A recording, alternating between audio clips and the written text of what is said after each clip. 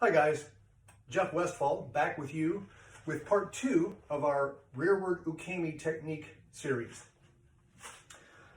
We did the 3 base transfer last time. That's to me the most important part of this, but at a close second is the next part of the technique, which actually comes before the 3 base transfer, and this is the drop. Now what the drop is just as the name implies, you drop.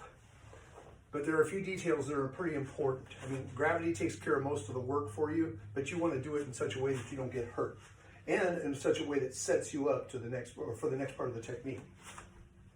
So I can practice a non-ballistic version, a nice, easy, smooth, slow version, and that's good. That's good exercise. It's good for your balance. There's nothing wrong with doing it, but it's not preparing you for the speed of a fall. That's okay. You can save that till later. Get comfortable and confident with this.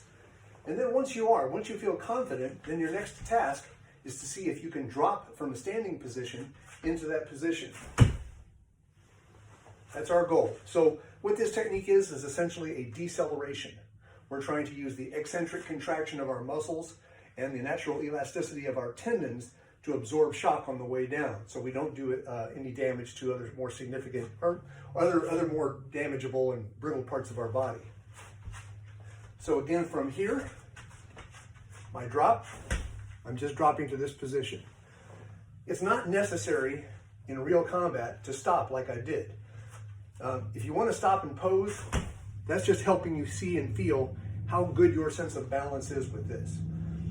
You're taking the threshold for what you're trying to do above what you need for combat.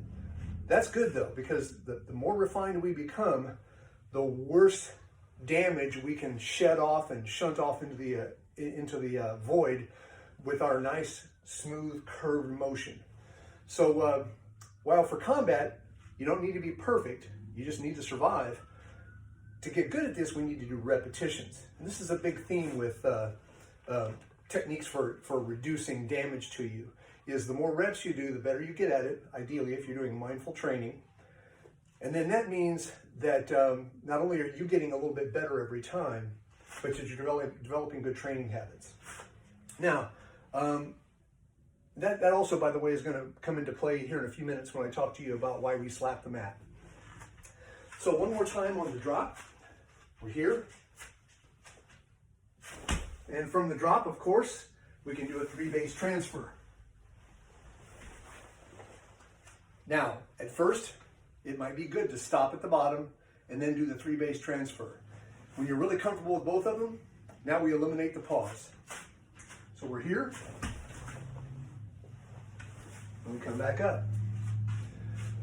So by blending the 3 base transfer or tacking it onto the end of the drop, we have achieved the very, very basic essence of a survivable backwards fall. And that is lower your center of mass so that we can take this downward momentum and blend it using the curve of your spine into a nice roll. And lets all that kinetic energy go into lifting your feet and hips off the ground, thus dampening it. That's a lot of fancy talk for not getting hurt when you fall down. Let's talk a little bit about slapping. You might have noticed that so far I haven't slapped the mat. For those of you who don't know what I'm talking about, so far you haven't seen me do that. Does that mean I don't do that? Does that mean I don't recommend doing that? No, that's not what I mean at all. It's just that to survive your fall, that's the bare bones. The drop flowing into the 3 base transfer, flowing into the backwards rock. I call it a rock, not a roll, because you don't go over your head, although you could. The slap is good for repetitions. And what I mean by that is if you're going to take a lot of falls, you have a buddy who really wants to do 100 repetitions of his Osotogari, you say, fine, I've got good break fall skills. 100, that's like doing 100 burpees. It'd be a nice little workout.